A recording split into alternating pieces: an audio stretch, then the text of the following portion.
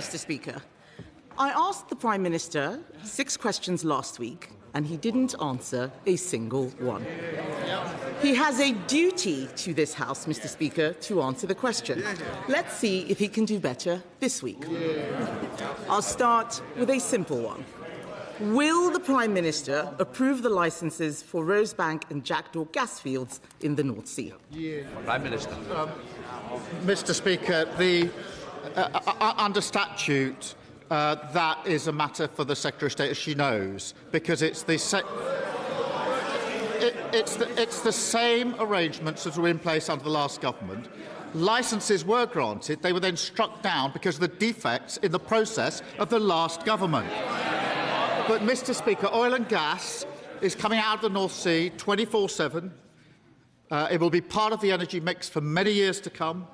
We fully support all existing oil and gas fields throughout their lifespan, and in November we made changes to extend to allow neighbouring fields to be exploited. But we need to take control of our energy prices. The only way to do that is through renewables. The party opposite used to make that argument. One of their senior figures in 22 said this: it's investment in nuclear and renewables that will reduce our dependence on fossil fuels and keep our consumer costs down. Who was that senior figure? The Leader of the Opposition.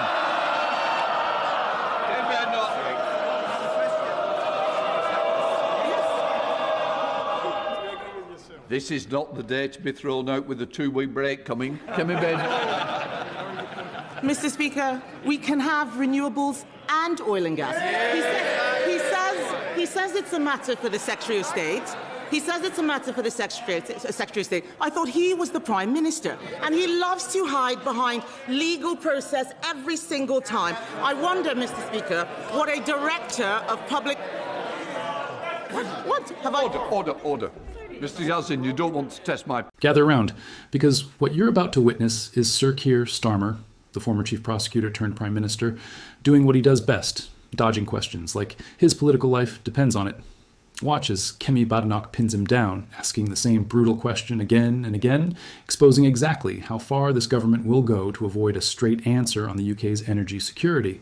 Now, before we roll into this parliamentary chaos, a quick one.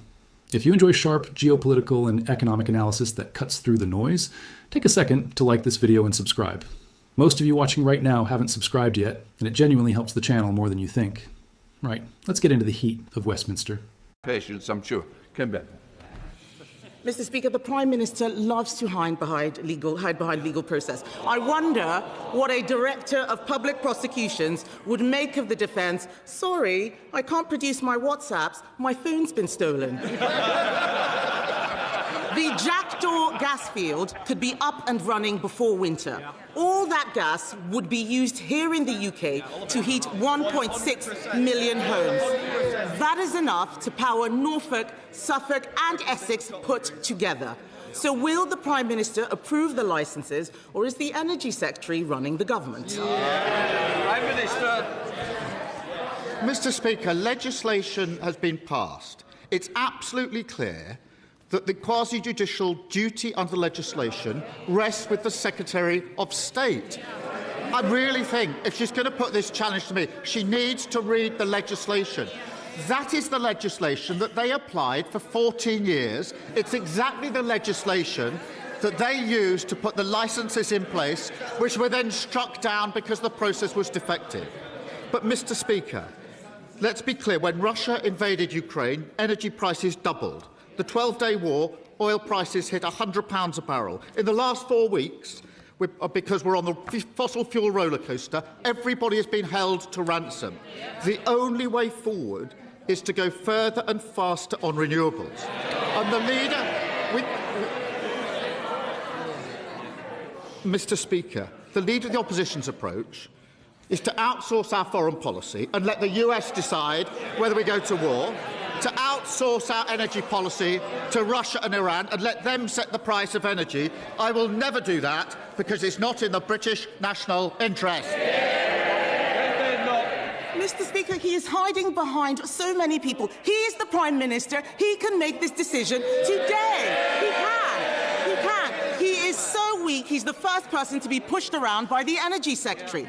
Let me remind him, Mr. Speaker, let me remind him who is on my side. The unions, yes, GMB, they're on my side. Tony Blair. Mr. Speaker, Renewable UK, the very people that he's talking about, they are saying drill in the North Sea. Centrica, Octopus Energy, even Labour MPs. Let me quote the Labour member for Pembrokeshire who says, offshoring our carbon emissions might give a sense of moral superiority, but it is simply impoverishing our communities. We agree. So why does the Prime Minister think he knows better than everyone else? I'm going to have one more go. The legislation, the statute, the law prescribes the decision-maker. They know that. They should be embarrassed that she doesn't even... She's attacking me without having read the legislation. The legislation sets out who the decision-maker is. It's the Secretary of State. It is not the Prime Minister. It has to be the Secretary of State, and it's a quasi-judicial process, exactly the process that they ran for many years. And, Mr. Speaker, oil and gas is part of the mix for many years to come, but we do need to get onto renewables. But, Mr. Speaker, we're discussing this because of the war. We need to de-escalate. And that is, yes, we are. That is why I stuck to my principles not to join the war and to act in collective self-defence. I appreciate the Leader of the Opposition doesn't get that. She wanted to jump into the war without regard to the consequences and then do a mother of all U-turns, and now she's stranded without a thought-through position. And, Mr. Speaker, when she was asked at the weekend whether she approved of the war, she said, that's a difficult one. It certainly is if you've got absolutely no judgment. Mr. Speaker, I'm going to let the Prime Minister in on a secret. He's the Prime Minister. He can change the legislation. Hiding behind the Energy Secretary is pathetic. Mr. Speaker, under his Labour government, we buy half the gas we use from Norway. Last year, Norway's Labour government drilled 49 wells in the North Sea. That's what Norway's Labour government did. How many did Britain drill? 0. For the first time since 1964, under his government, Britain drilled no wells. Why is energy security the right policy for Labour in Norway, but the wrong policy for Labour in Britain? Mr. Speaker, so now our attack is if you changed and passed some different law, you could take the decision, which she's challenging me today for not taking. It's absolutely ridiculous. Now, all that would do is to slow the process down. Oil and gas is coming out every day. There's a mix of that and renewables. But it's really important, Mr. Speaker, the most important thing to get energy security is to ensure we de-escalate this war. I know where I stand on this. We are not joining the war. She wanted to join the war. She didn't think through the consequences, and now she doesn't know where she stands on the most important issue facing this country at this time. Mr. Speaker, the Norwegian Prime Minister is doing what is right for his country. If only our Prime Minister would do the same. Stopping all new drilling in the North Sea was a reckless promise when he made it before the election. In the middle of a global energy crisis, it is catastrophic. Experts are predicting a £300 rise in bills in July. Approving new licences would show he was serious about cutting bills. Why won't he do it? Mr. Speaker, because of the action that we've taken, bills are coming down by up to £100 household bills next month. Then they will be capped for 3 months. That's what we're doing to protect households across the country. And who voted against it? The Tories and Reform, because they just don't get the impact on working people that we will protect. Mr. Speaker, he says bills are coming down. They are higher than they were when he came into office. And he's talking about, what they're doing to help with energy bills. Families and businesses will suffer from the spike in energy costs because of his decisions. He could abolish the green taxes on their bills. He could stop the fuel duty rise. We could drill our own gas in the North Sea. What's he doing? He is planning another giveaway to people on welfare. Yet again, he's taking money from those who do work to give to those who don't. First, we had the budget for Benefit Street. Now it's the bailouts for Benefit Street. Doesn't this just prove that they've given up being the Labour Party and they're now just the welfare party? Mr. Speaker, the spike. They're the ones that double spend on welfare, Mr. Speaker. They're the ones with a broken system. And when we tried to mend it, what did they do? They voted against it. Order. Mr. Dewhurst, you're tempting my patience. Thank you, Prime Minister. Mr. Speaker, she talks about the spike in energy prices. That's because of the war, which I say we shouldn't join, and she says we should join without following through on the consequences. And time again, she gets the big calls absolutely wrong. She wanted to drag us into the war. She got that wrong. She opposed taking control of energy security, and she got that wrong. She opposed our decision to cut energy bills, and she got that wrong. And she seriously thinks that'll make her relevant, and she's got that wrong. Debbie Abrams.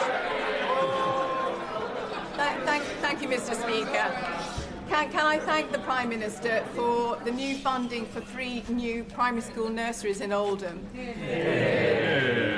But can I ask him specifically about Monday's liaison committee, when he agreed that Israeli settlements in the West Bank are unlawful and that their expansion threatens the viability of a Palestinian state? Will he confirm, as he said he would, that any potential bidder for EU1 contracts from the UK knows that this is unlawful, and will he set out exactly what will happen as a consequence? Mr. Speaker, let me do that. The Israeli settlements, including the E1 settlement, are a flagrant breach of international law and threaten the viability of the two-state solution. That's why, alongside international partners, we've sanctioned those responsible and their supporters who incite violence. We've consistently urged the Israeli government to act to stop these incidents. We also recommend that settlement products are labelled so that consumers are informed, and will continue to take the necessary action to defend Palestinians and protect the two-state solution. Leader of the Liberal Democrats, Sir Ed Davey. Thank you, Mr. Speaker. Can I associate myself with the Prime Minister's remarks about Monday's despicable attacks on the Jewish community? Anti-Semitism has no place in our society, and given the potential links with the IRGC, I hope the government will move faster to prescribe them as terrorists.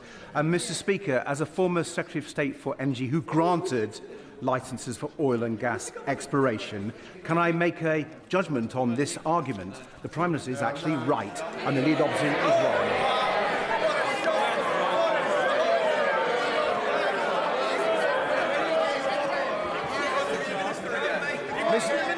Mr. Speaker, the law is clear, and I believe in the rule of law. Mr. Speaker, just before President Trump posted about his supposed negotiations with Iran on Monday, traders made hundreds of millions of dollars of extra bets on oil futures. This looks like Donald Trump giving his mates insider information so they can make themselves richer, while his illegal war in Iran makes everyone else poorer. This looks like corruption of the very worst kind. Does the Prime Minister share my fear that Trump is making his war decisions based on what enriches himself and his friends rather than what makes peace in the Middle East? Prime Minister. Well, can I thank him for his verdict? At least he's read the law that she obviously hasn't read. But, Mr. Speaker, in relation to the traders, we've seen the activity there. What I can say is that all of my decisions are based in the best interests of our country, and that's why I've decided that we will not get dragged into the war, unlike the Leader of the Opposition, and I've decided we will act in collective self-defence of ourselves and our allies. And so I comment on my actions, and they're the principles behind my actions. Sir Ed Davey. Mr. Speaker,